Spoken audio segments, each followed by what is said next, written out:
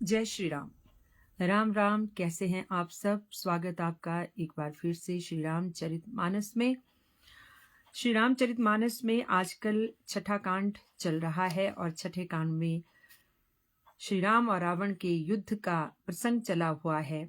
श्री राम रावण युद्ध में काफी प्रसंग जो हैं उसका हम पठन पाठन कर चुके हैं।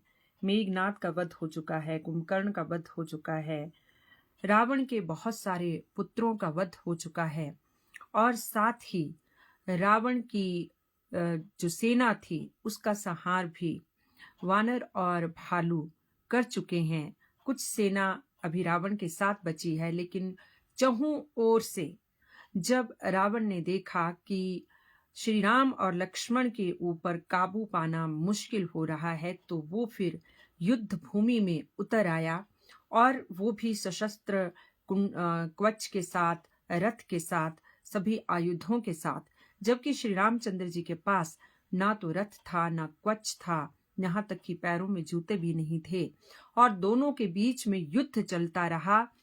काफी युद्ध में उतार चढ़ाव आते रहे हैं, जो कि बहुत ही सुंदर प्रसंग हैं। बहुत भयंकर ये युद्ध हो रहा है, भयंकर रक्तपात हो रहा है। योगनियां, डाकनियां, शाकिनियां, भूत प्रेत पिशाच युद्ध भूमि में बह रहे रक्त को पीने के लिए, मुंडों की माला के लिए इस तरह से आतुर हो रहे हैं। योगनियां भयंकर नाच कर रही हैं और रावण तरह तरह की माया दिखा रहा है और श्री रामचंद्र जी उस माया को हरते रहते हैं। इसी तरह से युद्ध चल रहा है। हजारों बार श्री रामचंद्र रावण का सिर काट चुके हैं, भुजाएं काट चुके हैं, लेकिन पुनः उसके सिर और भुजाएं आते जा रहे हैं और सारा आसमान उसके सिरों से, उसकी भुजाओं से भरता जा रहा है। लेकिन ना ही श्री राम उसके सिर काटने से थकते हैं और ना ही रावण युद्ध से पीछे हटता है। ऐसा भयंकर युद्ध हो रहा है शिव भक्त और शिव के आराध्य के बीच में, जो कि देखते ही बनता है। विभीषण और रावण का युद्ध होता है, रावण और हनुमान का युद्ध होता है, जामवंत भी युद्ध में आते, अंगद, नल, नीर सब के सब रावण पे झपटते हैं। लेकिन रावण की मृत्यु का क्योंकि कोई रहस्य है और जब तक उस रहस्य का पर्दाफाश नहीं होता है तब तक रावण का अंत होना मुश्किल है। तो अब आगे चलते हैं। नंदलाल भंडारी जी, पुरुषोत्तम तिवारी जी, जय सिया राम। जय श्री राम। आपको स्वागत है आपका श्री रामचरितमानस में। तो अंतर्धान भयु छन एका, पुनि प्रगटे खल रूप अनेका, रघुपति कटक भालु कपि जेते, जहाँ तहाँ प्रकट दसानन देते। कि क्षण भर के लिए रावण अदृश्य हो जाता, कभी आसमान में पहुंचता, कभी एक दिशा में, कभी दूसरी दिशा में, कभी रणभूमि में, और सारे के सारे भालू और वानर जो हैं वो हैरान हो रहे हैं, विस्मित हो रहे हैं कि क्या हो रहा है। और जहां तहां जितने अब ऐसी माया जो है रावण ने चलाई कि श्री रामचंद्र जी की सेना में जितने भी भालू और वानर थे वो सब के सब रावण दिखने लगे। देखे कपिन अमित दसीसा, जहाँ तहाँ भजे भालू अर कीसा, भागे वानर धरी न धीरा, त्राही त्राही लक्ष्मण रघुबीरा। वानरों ने अपरिमित रावण देखे, क्योंकि थे तो वो सारे के सारे वानर और भालू ही, लेकिन हर वानर को दूसरे वानरों में रावण दिखता, हर भालू को दूसरे भालुओं और दूसरे वानरों में रावण दिखते। तो वो सब त्राही त्राही करने लगे कि एक ही रावण से पार पाना मुश्किल हो रहा है और यहाँ तो असंख्य रावण हो चुके हैं। और वो हा लक्ष्मण हा रघुवीर, बचाइए बचाइए यूं पुकारते हुए भागे जा रहे हैं। दह दिसी धावहि कोटि रावण, गर्जे घोर कठोर भयावन, डरे सकल सुर चले पराई, जय के आस तजू अब भाई। दसों दिशाओं में अनेकों रावण दौड़ रहे हैं, कठोर भयानक गर्जना कर रहे हैं और देवता भी डर चुके हैं और ऐसे लग रहा है कि देवता आशाएं छोड़ रहे हैं। वो कहते हैं कि एक ही रावण से पार पाना मुश्किल है, यहाँ तो अनेकों रावण दृष्टिगोचर हो रहे हैं। जयदेव गौर जी, मृगांक देव शर्मा जी, राजू राजपूत जी, गिरधारी वर्मा जी, जय श्री राम। आप सबको स्वागत है श्री रामचरितमानस में। आप सबका। सब सुर जीते एक दस कंधर, अब भयु भय तकु गिरकंदर। तो सारे देवता आपस में ये विचार कर रहे हैं कि एक ही रावणों ने सब देवताओं को जीत लिया था, तो अब इतने सारे रावण हो गए हैं, तो उसका पार कैसे पाएंगे। अब क्या किया जाए। देवता भी डर रहे हैं कि कहीं इस युद्ध में रावण विजयी हो गया तो उनका क्या हश्र होने वाला है।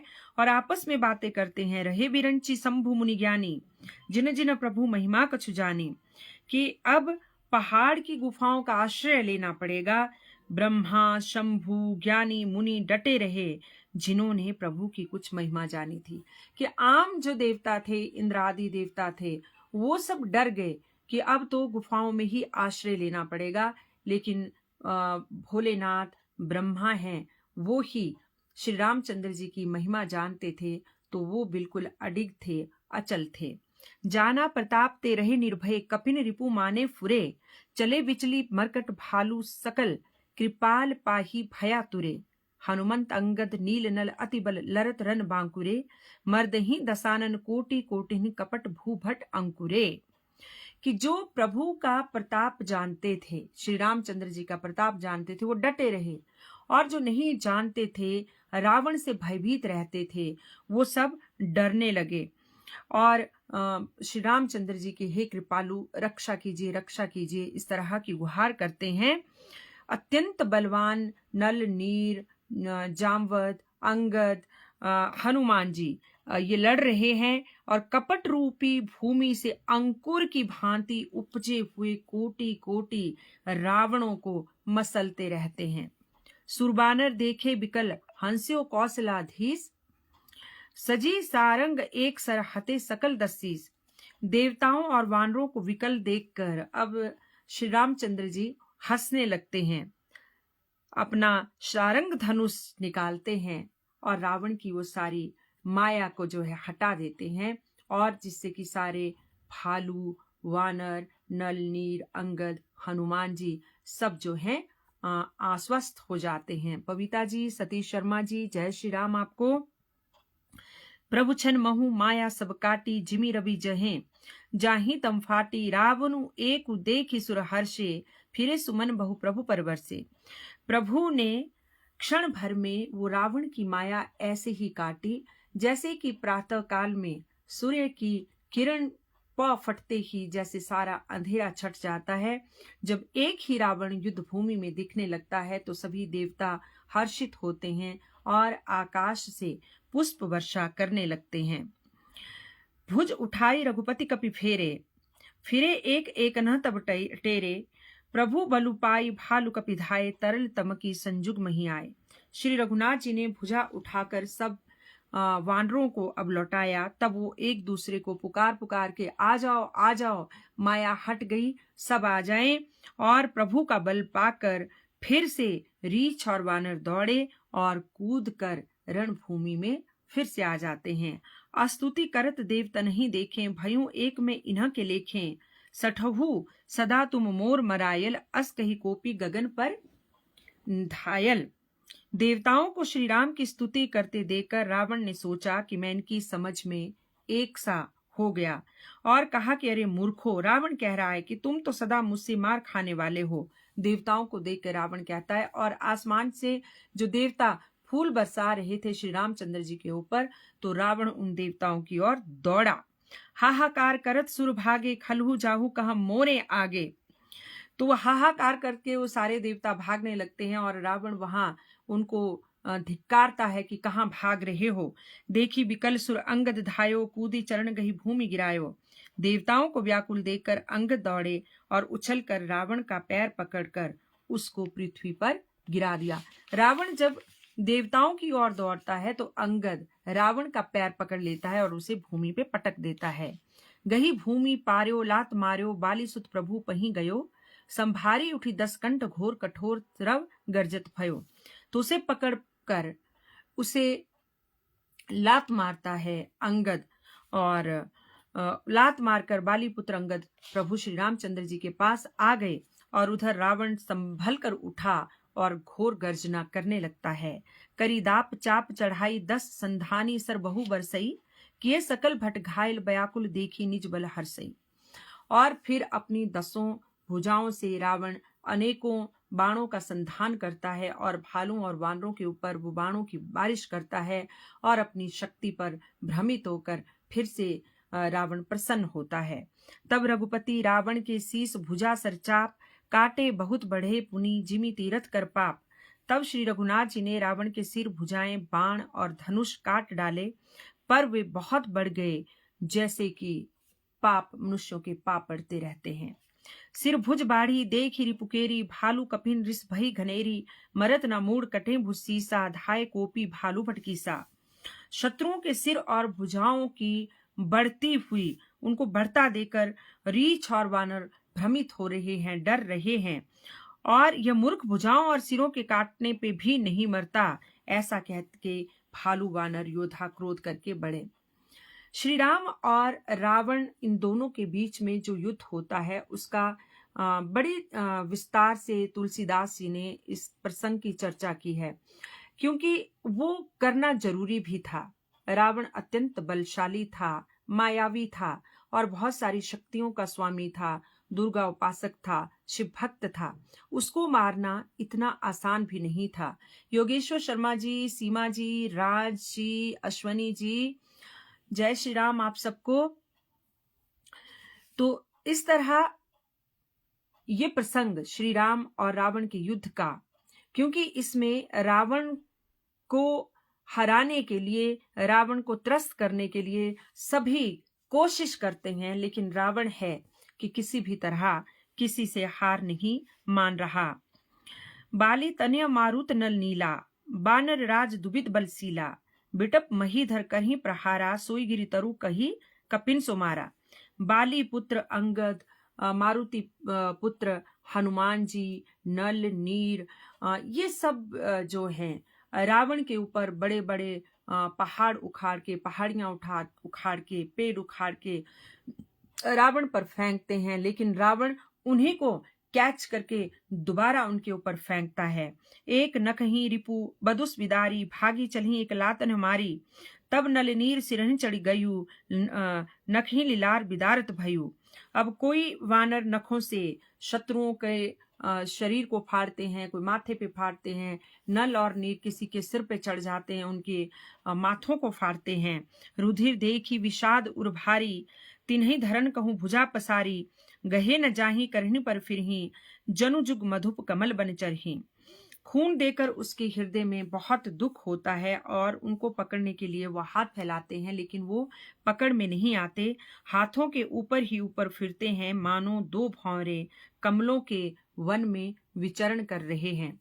कोपी कूदी 2 धरे सी बहोरी, मही पटकत भजे भुजा मरोरी, पुनि सकोप 10 धनु कर लीन, सरही मारी घायल कपिकीने। तब उसने क्रोध करके उछल कर दोनों को पकड़ लिया। किसने? रावण ने। पृथ्वी पर पटकते समय वो उसकी भुजाओं को मरोड़ कर भाग के छूट के भागे। वो वानर और भालुओं को वश में करना भी कोई आसान बात नहीं है।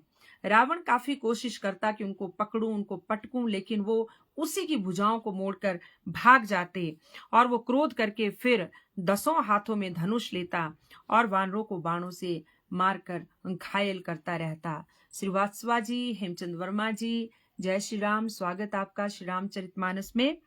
संग हनुमदादी मूर्छित करी बंदिर, पाई प्रदोष हर्ष 10 कंधर, मूर्छित देखी सकल कपिबीरा, जामवंत धायु रणधीरा। हनुमान आदि सब वानरों को मूर्छित कर दिया रावण ने, और जब उनको मूर्छित किया तो जामवंत जी को क्रोध आता है और अब जामवंत जी दौड़ते हैं। संग भालू भूधर तरुधारी, मारन लगे पचारी पचारी, भयु क्रुद्ध रावण बलवाना, गही पद मही पटकई भटनाना। देखी भालुपति निज दल घाता, कोपी माछ उर मारे सीलाता। जामवंत के साथ जो भालू थे वो भी वृक्ष वगैरह उखाड़ के, चट्टाने पत्थर पहाड़ पकड़ के रावण की ओर दौड़ते हैं, लेकिन रावण क्रोधित है, उनको पैरों से पकड़ पकड़ कर भूमि पे पटकने लगा। और जामवंत ने जब देखा कि उसके दल का विध्वंस रावण कर रहा है तो जामवंत ने एक जोर से लात रावण की छाती पर मारी। उर लात घात प्रचंड लागत बिकल रथ ते मही परा, गही भालू बीसहू कर मनहू कमलन्ही बसे निसी मधुकरा। छाती में लात का प्रचंड आघात खाने से रावण रथ से पृथ्वी पर गिर पड़ा और उसके 20 हाथों को भालुओं ने पकड़ रखा था, मानो रात्रि के समय भौरे कमलों में बसे हों। उसे मूर्छित देखकर फिर लात मारकर ऋक्षराज जामवत प्रभु श्री रामचंद्र जी के पास आए, लेकिन रात्रि जानकर सारथी ने देखा कि रावण मूर्छित है, तो रावण की रक्षा के लिए सारथी अब रावण को उठाता है, रथ में डालता है और उसे होश में लाने के उपाय करने लगता है, युद्ध भूमि से कुछ दूर ले जाता है। मूर्छा विगत भालू कपि सबाए प्रभु पास, निशिचर सकल रावण ही घेरी रहे अति त्रास। मूर्छा दूर होने पर सब रीछ भानर प्रभु के पास आते हैं। उधर सब राक्षसों ने बहुत भयभीत होकर रावण को घेर लिया था। वो डर रहे थे कहीं रावण का अंत तो नहीं हो गया। पंकज जी जय श्री राम, नरेंद्र जी जय श्री राम, थैंक यू पंकज जी, नरेंद्र जी जय श्री राम जी। तो अब इसके साथ जो श्री रामचरितमानस हम पढ़ रहे हैं उसका आज 26वां विश्राम पूरा हुआ। मैंने आपको पहले भी बताया था, प्रारंभ में भी बताया था कि श्री रामचरितमानस का मासिक पाठ भी होता है और इसका 9 दिन का पाठ भी होता है। बहुत सारे लोग एक ही दिन में इसका जो है वो अखंड पाठ भी करते हैं, जिसे अखंड रामायण कहते हैं। लेकिन मासिक पाठ में ऐसा होता है कि जैसे सावन का महीना है, क्योंकि श्री रामचंद्र जी भोलेनाथ के भक्त हैं और भोलेनाथ जो हैं वो श्री राम के भक्त हैं। तो ऐसे भक्त और आराध्य का जो जोड़ है, जो मेल है, वो कहीं और किसी भी भगवान में, देवी देवताओं में देखने को नहीं मिलता। कि श्री राम कहते हैं मैं शिव भक्त हूं और शिव कहते हैं कि मैं राम भक्त हूं। तो इस तरह से जब सावन का महीना आता है तो पूरे सावन के महीने में कहते हैं कि श्री रामचरितमानस का पाठ हम करते हैं तो हमें श्री रामचंद्र जी की कृपा तो मिलती ही है, भोलेनाथ की भी हमें कृपा मिलती है। और कहते हैं कि अगर हमारे पास भोलेनाथ को अर्पित करने के लिए कुछ ना हो तो हम राम नाम उनके आगे जप दें, वही अर्पित कर दें, तो हमें अक्षय पुण्यों की प्राप्ति होती है, भोलेनाथ प्रसन्न होते हैं। तो इस तरह से सावन के महीने में हम जो है ये 30 दिन का जो 30 इसके विश्राम होते हैं, जिसको कहते हैं मास परायण, 26वां विश्राम जो है आज मेरा पूरा होता है। उसी तरह से 9 दिन का भी होता है।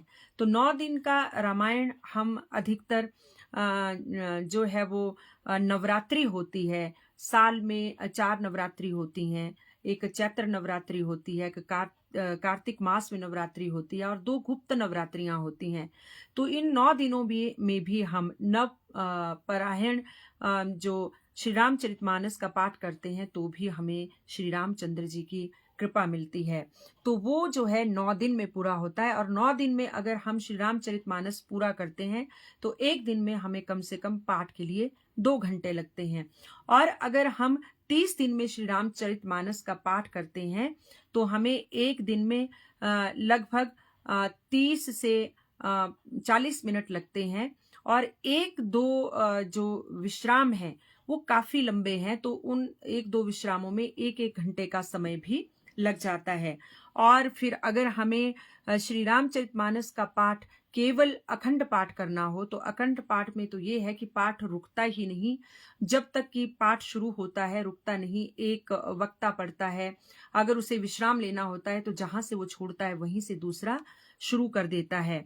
और जो सुंदर कांड है हमारे श्री रामचरितमानस में वो हनुमान जी को समर्पित है। और शनिवार को, मंगलवार को अगर हम सुंदरकांड का पाठ करते हैं तो हमें हनुमान जी की कृपा मिलती है। और अगर जीवन में हमें कहीं भयभीत हो रहे हैं, शत्रुओं से पीड़ा है और अगर हम किसी घोर संकट में फंस गए हैं तो सुंदरकांड का पाठ अगर हम कहते हैं कि मंगलवार और शनिवार को करना शुरू कर देते हैं तो हमें बहुत सारी जो विपत्तियां हैं उनसे मुक्ति मिलती है।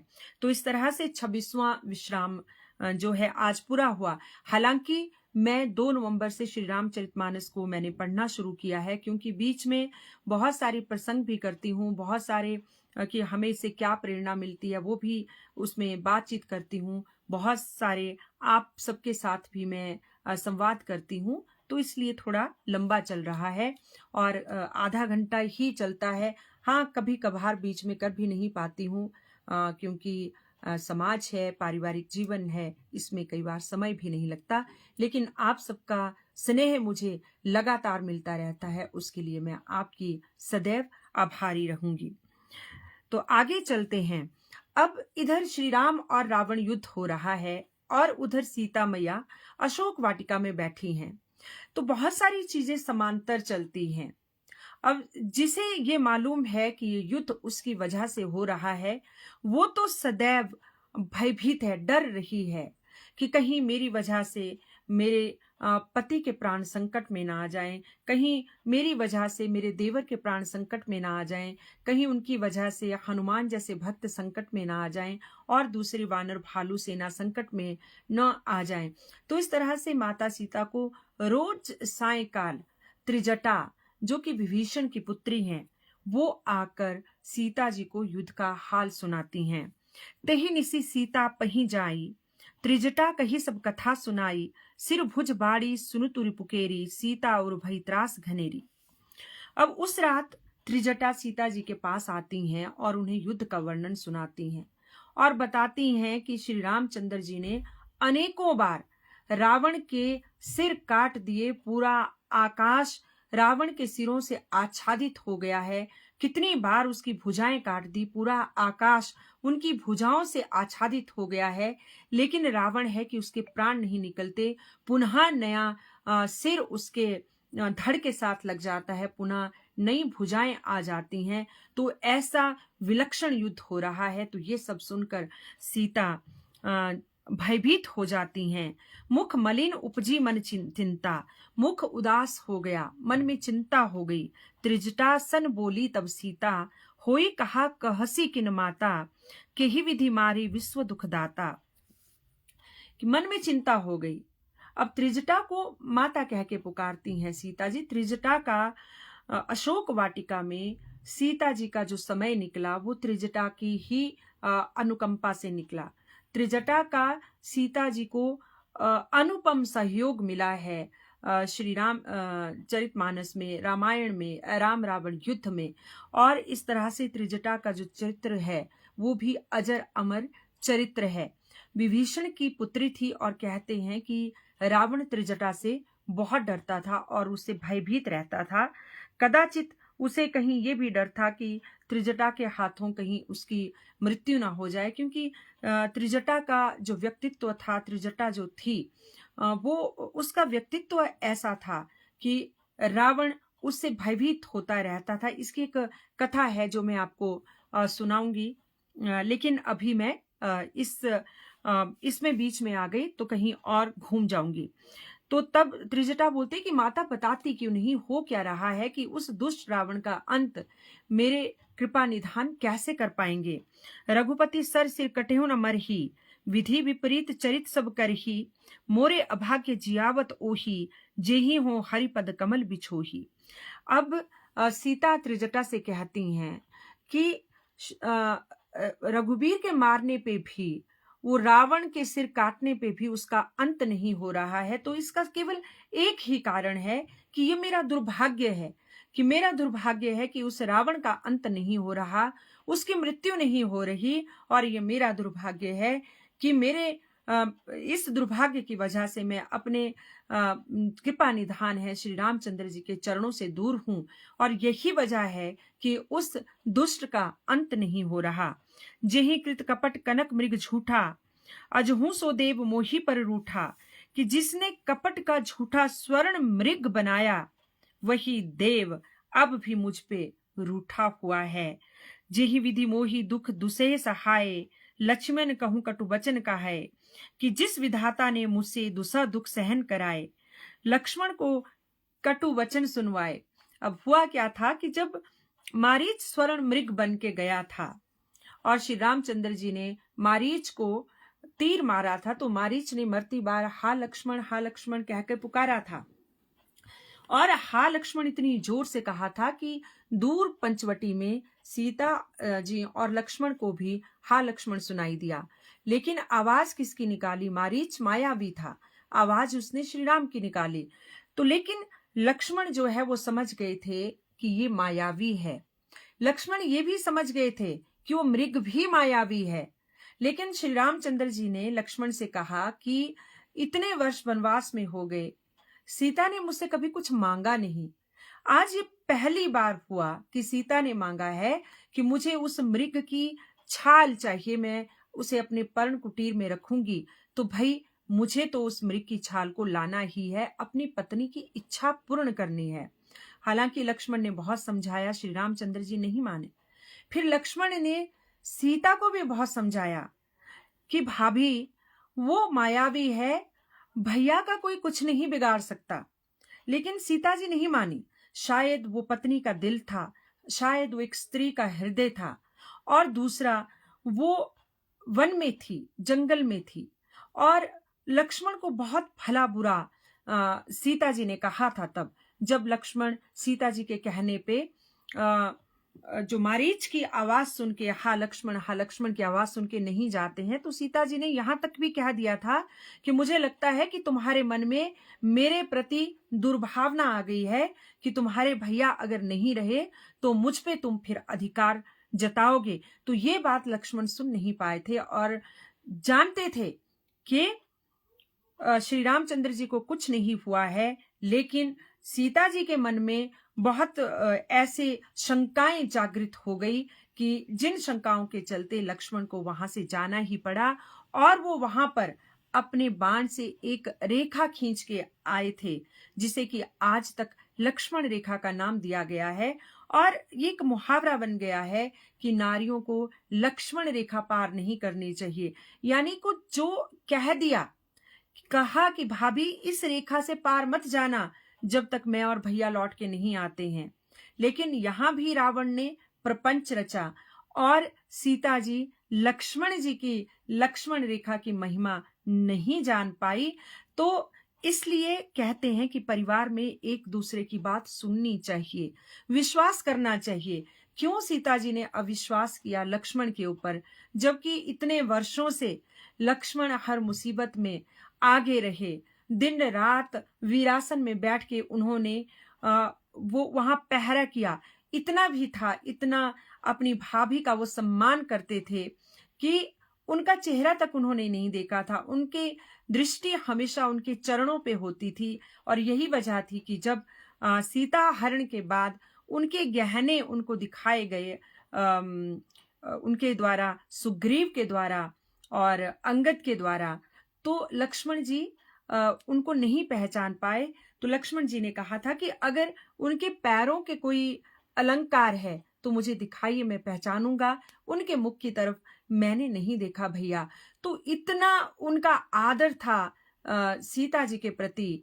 माँ सुमित्रा ने भी लक्ष्मण को वन में जाते हुए आज्ञा दी थी कि आज से जहां श्री राम और सीता हैं वही तुम्हारी अयोध्या है, और आज से तुम्हारी माँ सीता जी हैं, आज से तुम्हारे पिता श्री राम हैं, और हर मुसीबत में सदा तुम उनके आगे रहोगे। इतना कुछ इतने वर्षों में भी सीता जी को उनके ऊपर विश्वास नहीं हुआ, और वही अविश्वास था जो आज विलख रही हैं। आज लक्ष्मण बार बार जो है युद्ध में घायल हो रहे हैं। कभी उनके ऊपर नागपाश चल रहा है, कभी उन पे वीरघातनी शक्ति चल रही है, कभी श्री रामचंद्र जी पे नागपाश चल रहा है। अनेकों योद्धा मर कट रहे हैं, अनेकों बेकसूर लोग मर रहे हैं। तो एक अविश्वास ने इतना बड़ा जो है वो श्री राम रावण युद्ध खड़ा कर दिया। हालांकि ये नियति थी, ये होना ही था, लेकिन फिर भी हमें सीखने को तो मिलता है कि परिवार में एक साथ इतने लंबे समय से जब हम रह रहे हैं तो एक दूसरे पे कदाचित विश्वास भी होना चाहिए। तो वही अब वो बिलख रही हैं कि मैंने लक्ष्मण के ऊपर विश्वास नहीं किया, इसी का मुझे फल मिल रहा है। रघुपति विरह सबिश सब भारी, तकी तकी मार बार बहुबारी, ऐसे दुख जो राख मम प्राणा, सोई विधि ताही जियाव न आना। कि श्री रघुनाथ के विरह रूपी विषैले बाण मुझ पे पड़े जा रहे हैं, और ऐसे दुख में जो मेरे प्राण बचे हुए हैं, वही विधाता है जो इस रावण को जिला रहा है और दूसरा कोई नहीं। बहुविधि कर बिलाप जान की, करी करी सूरति कृपा निधान की, कहत रिजटा सुनु राजकुमारी, उर्सर लागत मरे सुरारी, प्रभु ताते उर हतई नते ही, यही के हृदय बस्ती विदेही। अब त्रिजटा कैसे ढाढ़स बढ़ाती है सीता जी के पास। बड़ी सुंदर बात कहती हैं त्रिजटा, सुनने वाली है, इसको सुनिएगा जरूर। ये त्रिजटा और सीता जी का प्रसंग है श्री राम रावण युद्ध में। क्या कहती हैं, जब सीता बहुत बिलखती हैं कि उनका दुर्भाग्य है कि रावण का अंत नहीं हो रहा, और ये भी सीता जी का दुर्भाग्य है कि उसके प्राण नहीं छूट रहे, अपने श्री रामचंद्र जी के जो अपने कृपा निधान के वियोग में प्राण नहीं छूट रहे।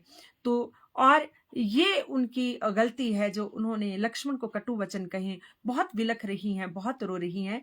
तो त्रिजटा कितने प्यार से, कितनी सुंदर बात सीता जी का मन रखने के लिए कहती हैं कि कृपा निधान श्री रामचंद्र जी को बार बार जब विलाप करके वो रो रही हैं, तो त्रिजटा कहती हैं कि सुनो, कि देवताओं का जो शत्रु रावण है, उसे तो श्री रामचंद्र जी उसके हृदय में जब बाण मारेंगे तो एक ही बाण में मर जाएगा, लेकिन सीते, जानती हो श्री रामचंद्र जी रावण के हृदय में बाण क्यों नहीं मार रहे। सीता त्रिजटा की ओर देखती हैं कि क्यों नहीं मार रहे, कि क्योंकि रावण के हृदय में सीता तुम बसती हो, और अगर श्री रामचंद्र जी रावण के हृदय में बाण मारते हैं तो वो बाण तुम पे लगेगा। इसलिए श्री रामचंद्र जी रावण को यदा कदा इधर उधर से मारने का प्रयास कर रहे हैं, इसलिए उसके हृदय पे बाण नहीं मार रहे। सीता जब त्रिजटा की यह बात सुनती हैं तो संतोष होता है, मुख में हल्की सी मुस्कान आती है, थोड़े मन को ढांढस मिलता है। एक इतने दुख में, इतने संकट में, इतने विलाप में इतना सुहृदय साथी आपको मिल जाता है राक्षसों के बीच में। त्रिजटा भी तो राक्षसी ही थी, एक और ऐसी राक्षसी जो देखने में भयानक सी हो सकती है, लेकिन वही कहते हैं कि आपका रूप, आपका लावण्य, आपका शरीर, आपकी जाति, वो हर चीज को परे कर देती है। अगर आपका स्वभाव किसी के प्रति बहुत अच्छा है, ममत्व भरा है, प्यार भरा है, दूसरों को आदर देने वाला है, तो रूप, गुण, जाति, ये सारी की सारी चीजें एक ओर हो जाती हैं और कोई भी मनुष्य उसका स्वतः ही हो जाता है। तो यही प्रेम था त्रिजटा और सीता जी में। सीता जी परम सुंदरी और त्रिजटा एक राक्षसी, लेकिन इतना ममत्व सीता के प्रति कि सीता जी त्रिजटा को माता कह के बुलाती हैं, और त्रिजटा जी के विलाप करने पे कितनी प्यारी बात त्रिजटा कहती हैं कि श्री राम रावण के हृदय में बाण इसलिए नहीं मार रहे हैं क्योंकि रावण के हृदय में सीते तुम बसती हो। तो काटत सिर होई बिकल छूटी जाहि तब ज्ञान, तब राव नहीं हृदय महू मरि हई राम सुजान। और कहती हैं त्रिजटा कि इसीलिए श्री रामचंद्र जी बार बार उसके जो सिर काट रहे हैं, उसकी भुजाएं काट रहे हैं, ताकि रावण भी एक बार में विकल हो जाए और उसके मन में कुछ ऐसी चीज हो जाए, ऐसा कोई और भावना आ जाए कि तुम उसके हृदय से पल भर के लिए हट जाओ, और जैसे ही जानकी तुम रावण के हृदय से हटोगी, निश्चित तौर पर श्री रामचंद्र जी उसके हृदय पे बाण मारेंगे और उसका अंत हो जाएगा। तो इस तरह श्री राम और रावण युद्ध एक मात्र युद्ध नहीं है, ये युद्ध बहुत सारी प्रेरणाओं को लेकर और बहुत सारे हम सब के लिए एक संदेश लेकर, एक शिक्षा लेकर जो है श्री राम रावण युद्ध चला हुआ है। ऐसे ऐसे सुंदर प्रसंग हैं, ऐसे सुंदर सुंदर चरित्र हैं, और ऐसे सुंदर सुंदर इसमें घटनाएं हैं जो दिल को छू जाती हैं, हमें एक नेक रास्ते पे ले जाती हैं, हमें बुराई के मार्ग से परे ले जाती हैं। और अच्छे बुरे में भेद करना सिखाती हैं। परिवार में एक दूसरे पे विश्वास करना चाहिए सिखाती हैं। परिवार में एक दूसरे का तिरस्कार नहीं करना चाहिए, ये सिखाती हैं। और इसीलिए मैं बार-बार ये कहती हूँ कि हर घर में श्री रामचरितमानस होनी चाहिए। हर घर में श्री रामचरितमानस का पाठ होना चाहिए, क्योंकि श्री रामचरितमानस आज के जीवन में जिस तरह से लोग जो हैं सिर्फ अपने तक सीमित हो चुके हैं, अपने रिश्तों की अवहेलना करते हैं, एक दूसरे का आदर नहीं करते, स्वयं को ही ऊपर रख के किसी को भी कुंठित कर देते हैं, किसी को भी दुखी कर देते हैं। और इस तरह से अगर श्री रामचरितमानस पढ़ते हैं तो ये जो हृदय है ये बहुत सारी गलत बातों से भरा हुआ है। जो एक हृदय जख्मी रहता है, उस जख्म पे श्री रामचरितमानस एक लेप का काम करती है, एक इस तरह से मरहम का काम करती है कि रोज रोज शनैही अगर हमारे दिल में क्रोध है किसी के प्रति, अगर हमारे दिल में किसी ने छल नहीं किया है, तो उसके ऊपर भी वो मरहम का काम करती है। तो इसी के साथ आज के लिए इतना ही।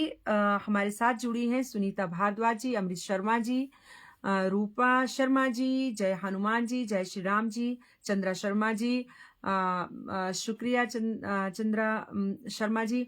आप सबका बहुत बहुत धन्यवाद। पंकज जी, आपका भी बहुत बहुत धन्यवाद। आप इस तरह से मेरा मनोबल बढ़ाते हैं, अच्छे अच्छे जो आप इसमें कमेंट्स डालते हैं मेरा मनोबल बढ़ाते हैं, उसके लिए आप सबको जय श्री राम। इसी के साथ शुभ रात्रि, जय श्री राम। कल रात्रि 8:30 पर फिर भेंट होगी इस प्रसंग को एक और नए प्रसंग के साथ, बड़ी सुंदर सी बातों के साथ फिर हम साझा करेंगे। सुनिएगा जरूर। जय श्री राम, शुभ रात्रि।